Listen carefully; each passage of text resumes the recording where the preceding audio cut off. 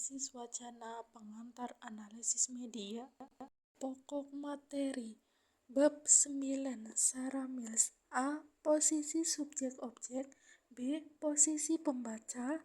C. Kerangka analisis. Bab 10 Thun van Dijk. A. Analisis sosial. B. Teks. 1. Tematik. 2. Skematik. 3. Latar. 4. Detail. 5. Maksud. 6. Koherensi. 7. Koherensi kondisional. 8. Koherensi pembeda. 9. Pengingkaran. 10. Bentuk kalimat. 11. Kata ganti. 12. Leksikon. 14. Peranggapan. 14. Grafis. 15. Metafora. C. Kognisi sosial.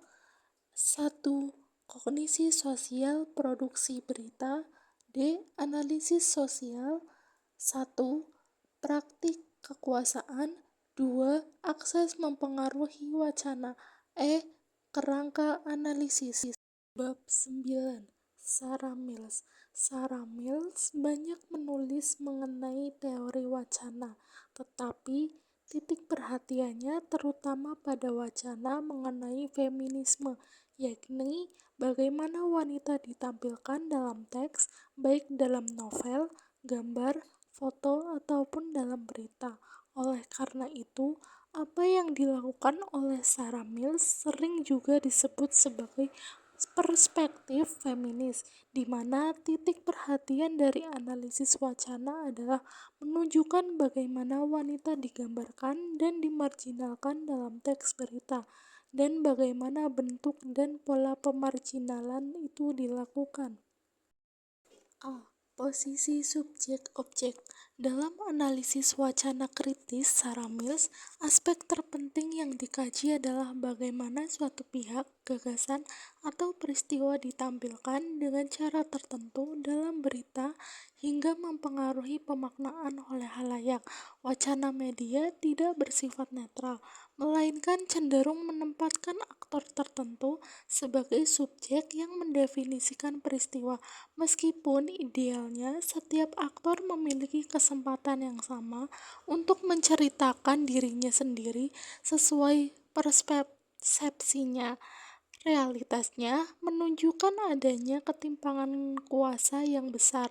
Sebagai contoh, dalam wacana feminis, teks berita seringkali menempatkan wanita hanya sebagai objek representasi yang didefinisikan oleh sudut pandang pihak lain, seperti citra domestik wanita yang dikonstruksikan oleh figur pria atau orang tua, bukan dari mulut wanita itu sendiri.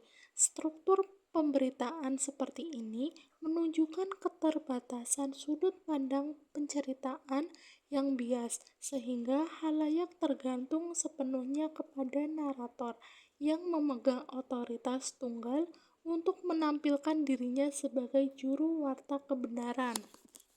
B. Posisi pembaca. Posisi pembaca sangatlah penting dan harus diperhitungkan dalam teks. Mills menolak pandangan konvensional yang menempatkan pembaca semata-mata sebagai konsumen pasif yang tidak mempengaruhi pembuatan teks. Sebaliknya, ia memandang teks sebagai hasil negosiasi antara penulis dan pembaca, di mana pembaca ikut melakukan transaksi makna di dalam teks. Dalam praktiknya, teks berita dirancang untuk secara langsung maupun tidak langsung berkomunikasi dengan halayak. Hal ini terlihat dari pemakaian kata ganti seperti saya, Anda, kami, atau kita dalam teks berita yang menempatkan pembaca sebagai C. Kerangka analisis. Model analisis wacana Sarah Mills menekankan yang pada bagaimana wanita digambarkan dalam teks berita. Meskipun awalnya berita berakar dari sastra, model ini digunakan secara luas untuk melihat bagaimana para aktor sosial diposisikan di dalam sebuah teks. posisi subjek-objek. Analisis ini melihat proses pensubjekan seseorang di mana satu pihak diposisikan sebagai penafsir atau pencerita atau subjek yang memiliki kesempatan untuk menampilkan gagasannya sendiri, sementara pihak lain hanya menjadi objek yang ditafsirkan. Posisi pembaca. Teks berita dimaknai sebagai hasil negosiasi antara penulis dan pembaca. Analisis ini menyoroti bagaimana pembaca diposisikan dalam teks, serta bagaimana pembaca memaknai suatu peristiwa dan mengidentifikasi dirinya. Dimensi ideologi dan politik pemberitaan. Pemosisian aktor sosial dalam berita bukan sekedar masalah. Bab 10. Thun A. Van Dyck. Model Van Dyck merupakan salah satu model analisis wacana yang paling banyak digunakan karena mengolaborasikan elemen-elemen wacana secara praktis. Pendekatan ini disebut sebagai kognisi sosial yang diadopsi dari lapangan psikologi sosial untuk menjelaskan struktur dan proses terbentuknya suatu teks. Model ini berfungsi sebagai jembatan yang menghubungkan elemen mikro, misalnya teks berita yang memarginalkan wanita atau kelompok minoritas, dengan elemen makro, struktur sosial masyarakat yang rasis. Kognisi sosial memiliki dua arti penting: menunjukkan proses teks diproduksi oleh media, sekaligus menggambarkan bagaimana nilai-nilai ideologi kelompok dominan di masyarakat diserap oleh wartawan lalu diekspresikan kembali melalui teks. A. Analisis sosial. Dalam dimensi teks yang diteliti adalah struktur dari teks. Peneliti difokuskan pada analisis struktur teks secara linguistik. Van Dyck memanfaatkan elemen kosakata, kalimat, proposisi, hingga paragraf untuk membedah dan memaknai bagaimana suatu teks dikonstruksi secara tertulis. Kognisi sosial digunakan untuk menjelaskan bagaimana sebuah teks diproduksi oleh individu atau kelompok pembuat teks. Thun A. Van Dyck melihat suatu teks berita sebagai satu kesatuan utuh yang terdiri atas elemen-elemen yang saling mendukung dan koheren satu sama lain.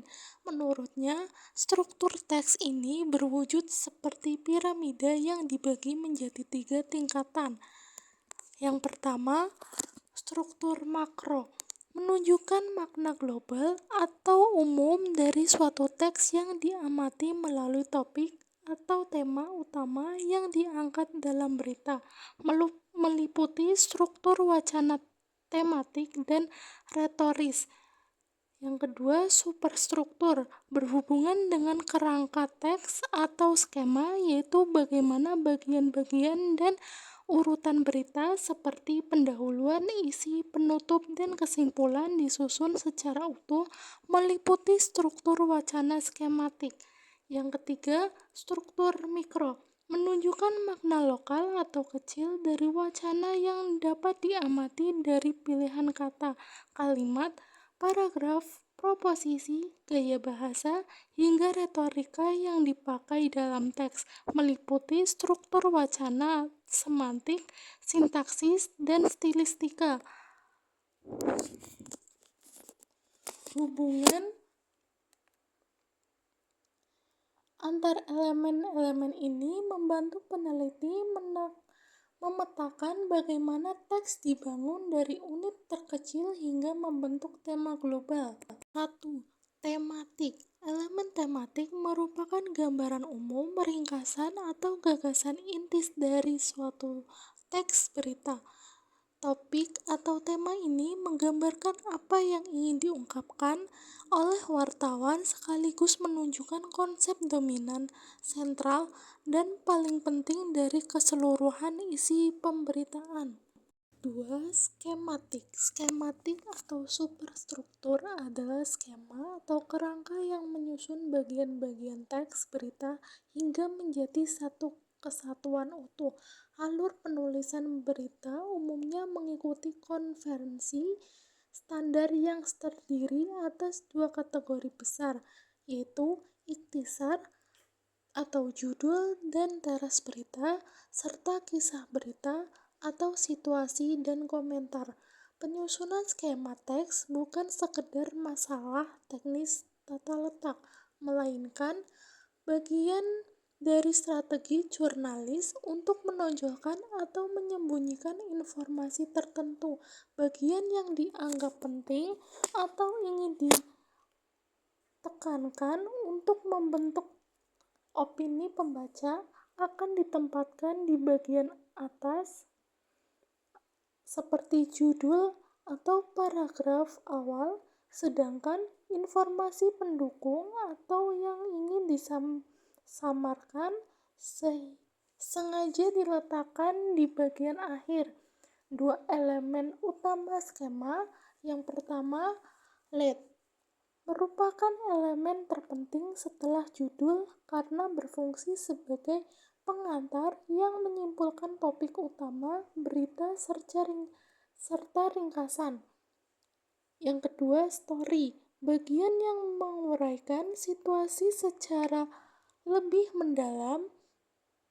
Kisah ini mencakup kronologi peristiwa seperti waktu, tempat, jalannya kejadian, dan latar belakang, konsekuensi, akibat dari peristiwa, serta komentar berupa kutipan reaksi, pernyataan dari tokoh, atau pengamatan langsung dari wartawan.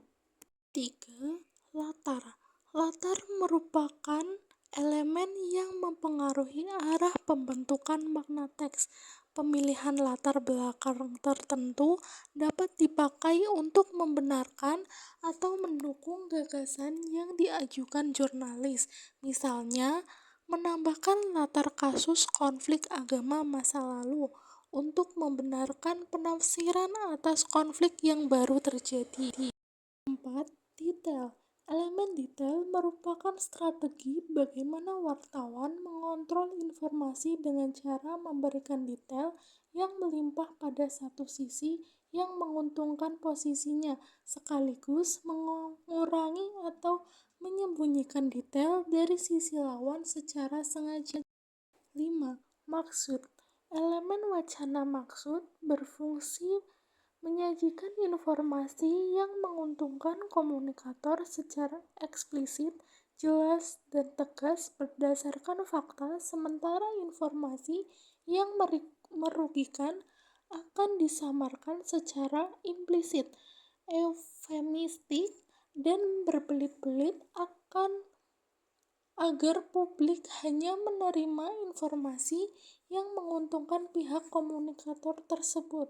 Dalam konteks media, elemen maksud digunakan wartawan melalui praktik bahasa tertentu untuk menonjolkan satu versi kebenaran secara implisit, sekaligus menyingkirkan versi lainnya, seperti perbedaan penyajian teks implisit yang dapat membuat tindakan militer interfact terkesan brutal atau di luar batas dibandingkan teks eksplisit yang menegaskan bahwa tindakan tersebut dilakukan secara sah sesuai mandat PBB demi menciptakan perdamaian.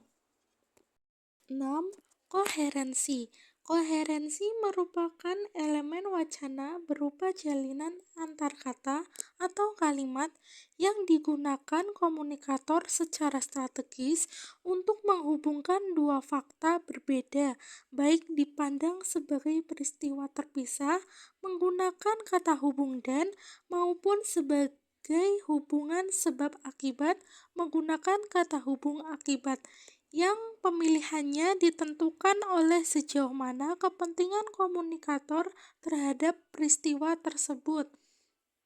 Penggunaan kata hubung atau konjungsi seperti dan, akibat, tetapi, lalu, karena, atau meskipun memberikan kesan kepada halayak tentang bagaimana fakta diabstraksikan, sehingga wartawan dapat menggunakannya sebagai elemen untuk menggambarkan apakah dua peristiwa politik atau sosial yang terjadi di tempat berbeda dipandang saling terpisah, berhubungan, atau memiliki hubungan kausalitas atau sebab akibat.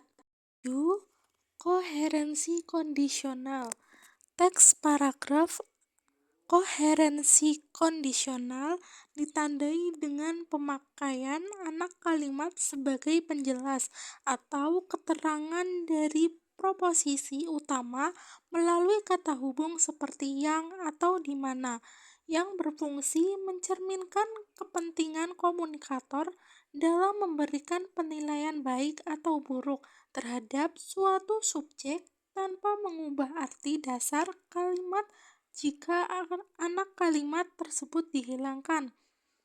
Penggunaan koherensi penjelas ini secara strategis dipakai oleh wartawan untuk melabeli suatu peristiwa dengan kesan tertentu yang secara tidak disadari dapat menggiring opini pembaca pada pemahaman atau pemaknaan spesifik mengenai maksud tersembunyi yang ingin dikomunikasikan kepada halayak.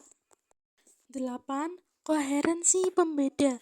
Koherensi pembeda berhubungan dengan pertanyaan tentang bagaimana dua peristiwa atau fakta dijelaskan agar tampak saling bertentangan, kontras, atau berseberangan secara sengaja oleh komunikator, seperti membandingkan kondisi kebebasan pers yang dijamin pada masa pemerintahan Habibie dengan peristiwa penyerangan koran Jawa Pos oleh Banser di era Gus Dur. Melalui kata sambung seperti dibandingkan, wartawan membuat dua peristiwa terpisah menjadi saling berhubungan secara berbalikan untuk menggiring pemaknaan halayak terhadap suatu realitas, di mana penggunaan koherensi ini secara kritis dapat menentukan apakah suatu fakta diceritakan menjadi lebih baik atau justru bertambah buruk. 9. Pengingkaran. Elemen wacana pengingkaran merupakan bentuk praktik wacana dan strategi menyangkal persetujuan secara tegas atau eksplisit untuk menyembunyikan apa yang ingin diekspresikan secara implisit. Melalui pola kalimat ketidaktegasan ini, wartawan seolah memberikan argumen yang menyetujui sesuatu padahal maksud sebetulnya adalah sebaliknya, seperti mengatakan komunisme sudah mati, tetapi bermaksud menyampaikan bahwa ideologi tersebut dapat hidup kembali. Sebagai strategi wacana yang dapat memarjinalkan suatu kelompok, elemen pengingkaran umumnya diletakkan di akhir kalimat. Struktur ini digunakan untuk membongkar sikap atau ekspresi tersembunyi wartawan yang menyajikan pendapat pribadi terlebih dahulu agar seolah-olah terdengar objektif atau menyetujui suatu hal sebelum menyampaikan maksud atau pendapat sesungguhnya yang ingin dia tunjukkan kepada halayak. 10. Bentuk kalimat. Bentuk kalimat dari segi sintaksis berhubungan erat dengan logika kausalitas atau susunan subjek dan predikat yang menentukan makna suatu pernyataan, di mana penggunaan struktur kalimat aktif menempatkan aktor sebagai subjek di awal kalimat untuk memberikan penekanan atau glorifikasi atas tindakannya. Sedangkan struktur pasif menempatkan aktor secara tersembunyi sebagai objek untuk menggeser fokus perhatian pada pokok yang dipandang lebih penting. 11. Kata ganti. Elemen kata ganti digunakan dalam wacana sebagai alat untuk memanipulasi bahasa sekaligus menciptakan suatu komunitas imajinatif. Melalui elemen ini, sisi dan sikap seseorang dapat ditunjukkan. Kata ganti tunggal seperti saya menggambarkan sikap resmi komunikator semata-mata, sedangkan menggunakan kata ganti kita mengubah sikap tersebut menjadi representasi dari sikap bersama. Pemakaian kata ganti jamak digunakan secara strategis untuk menumbuhkan solidaritas, merangkul dukungan, dan menghilangkan oposisi. Kata ganti kita berfungsi melenyapkan batas antara wartawan dan pembaca dengan menciptakan kesan bahwa pendapat wartawan diwakili oleh khalayak. Sebaliknya, kata ganti kami dan mereka dipakai untuk menciptakan jarak sosial serta memisahkan pihak yang sependapat dengan yang tidak sependapat. Pergeseran makna ini terlihat jelas dalam contoh perbandingan klausa, di mana penggunaan kata ganti kami atau kami menginginkan Gus Dur puasa bicara politik, dan kata ganti mereka seperti mereka menginginkan Gus Dur puasa bicara politik. Secara teknis, mengelompokkan subjek ke dalam kategori sosial yang berbeda berdasarkan sudut pandang komunikator. 12. Leksikon. Elemen leksikon menandakan bagaimana seorang komunikator secara sadar melakukan pemilihan kata, seperti memilih antara kata mati, tewas, atau gugur atas berbagai kemungkinan yang tersedia. Pemilihan kata ini tidak terjadi karena kebetulan, melainkan secara ideologis menunjukkan sikap dan pemaknaan seseorang terhadap suatu fakta atau realitas. Akibatnya, peristiwa yang sama dapat digambarkan secara berbeda, misalnya memberikan label pengacau keamanan atau pahlawan rakyat pada demonstran, tergantung pada kepentingan wartawan atau komunikator yang menggunakan kata-kata tersebut. 13. Praanggapan. Elemen wacana praanggapan atau presupposition merupakan upaya mendukung suatu gagasan atau pendapat dengan cara memberikan premis dasar yang dipercaya kebenarannya sehingga tidak perlu dipertanyakan lagi oleh publik. Dalam praktiknya, teks berita sering menggunakan peranggapan ini sebagai dasar argumen untuk memicu reaksi tertentu.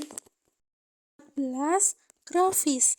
Elemen grafis merupakan bagian wacana yang digunakan untuk memeriksa dan menunjukkan apa yang ditekankan atau ditonjolkan dianggap penting oleh seseorang melalui teks. 15. Metafora. Dalam suatu wacana, seorang wartawan tidak hanya menyampaikan pesan pokok secara langsung, melainkan juga menggunakan kiasan, ungkapan, atau metafora yang bukan sekedar ornamen teks, melainkan petunjuk utama untuk mengerti makna suatu berita. Pemakaian metafora tertentu ini digunakan oleh wartawan secara strategis sebagai landasan berpikir, sekaligus alasan pembenar atas gagasan disampaikan kepada publik. Guna memperkuat pesan utama tersebut, wartawan memanfaatkan berbagai instrumen kultural yang dekat dengan kepercayaan masyarakat, seperti ungkapan sehari-hari, peribahasa, pepatah, petuah leluhur, kata-kata kuno, hingga ungkapan yang diambil dari ayat-ayat suci. Kognisi sosial. Analisis wacana dalam kerangka Van Dijk tidak hanya membatasi perhatiannya pada struktur teks semata, melainkan juga meneliti aspek kognisi sosial, yaitu bagaimana suatu teks diproduksi melalui proses kesadaran mental dari wartawan yang membentuk teks tersebut. Pendekatan kognitif ini didasarkan pada asumsi bahwa teks tidak memiliki makna sendiri, melainkan Maknanya diberikan oleh pemakai bahasa melalui proses kesadaran mental, pengetahuan, prasangka, atau stereotip tertentu terhadap suatu peristiwa. 1. Kognisi sosial produksi berita. Dalam pandangan Van Dijk, wacana berita dinilai sebagai bagian dari proses komunikasi yang kompleks, di mana titik kunci untuk memahami produksi berita adalah meneliti bagaimana teks tersebut terbentuk. Proses pembentukan ini tidak hanya melibatkan pengumpulan informasi dari wawancara atau konferensi pers, tetapi juga mencakup proses mental kognisi seorang wartawan dalam menafsirkan, menyimpulkan, dan memaknai suatu peristiwa. Analisis kognisi sosial diperlukan untuk mengetahui dasar pemaknaan wartawan terhadap peristiwa yang kemudian mempengaruhi cara khalayak mengkonstruksi pemahaman mereka atas berita tersebut. B. Analisis sosial atau sosial analisis. Dimensi ketiga dari analisis Van Dijk adalah analisis sosial atau sosial analisis, yaitu meneliti teks secara intertekstual untuk melihat bagaimana suatu wacana diproduksi dan dikonstruksi dalam masyarakat guna menunjukkan bagaimana makna yang dihayati bersama serta kekuasaan sosial diproduksi lewat praktik diskursus dan legitimasi. 1. Praktik kekuasaan. Kekuasaan atau power yang didefinisikan sebagai kontrol kelompok dominan atas kelompok lain, baik secara fisik maupun persuasif, dan akses yang berfokus pada seberapa besar perhatian serta kesempatan kelompok elit dalam mempengaruhi wacana masyarakat dibandingkan dengan kelompok yang tidak berkuasa. 2. Akses mempengaruhi wacana. Analisis wacana Van Dijk yakni perbedaan kepemilikan akses terhadap media ini tercermin jelas dalam kasus sengketa tanah antara petani dan pengusaha atau PTPN. Pihak PTPN memiliki akses yang jauh lebih besar untuk melakukan konferensi pers sehingga pandangan mereka lebih diterima oleh media. Sementara petani yang tidak memiliki akses atau kemampuan membuat penjelasan, media pada akhirnya terpinggirkan oleh birokrasi dan keputusan yang ada. Akses yang lebih besar tersebut tidak hanya memberikan kekuatan untuk mengontrol kesadaran khalayak, melainkan juga menentukan topik wacana yang akan disebarkan kepada masyarakat. Akibatnya, kelompok yang tidak memiliki akses diskursus seperti khalayak umum hanya akan menjadi konsumen dari pembentukan wacana tersebut, lalu memperbesar serta mereproduksinya kembali melalui pembicaraan sehari-hari dengan keluarga, teman sebaya, maupun lingkungan sekitar. Kerangka analisis. Kerangka analisis Van Dijk secara integral menghubungkan struktur teks, kognisi sosial, dan konteks sosial untuk melihat bagaimana ideologi mempengaruhi pemberitaan melalui metode seperti kritikal linguistik, wawancara mendalam, dan studi pustaka. Analisis ini melacak kesesuaian antara model mental wartawan serta skema kognisi masyarakat terhadap suatu persoalan, termasuk bagaimana kelompok tertentu dimarginalkan dalam teks. Sebagai contoh, analisis terhadap diskursus komunisme di Indonesia mengungkap bagaimana institusi negara seperti Orde Baru memproduksi wacana dominan secara sistematis agar diterima khalayak dan menyingkirkan pandangan tandingan.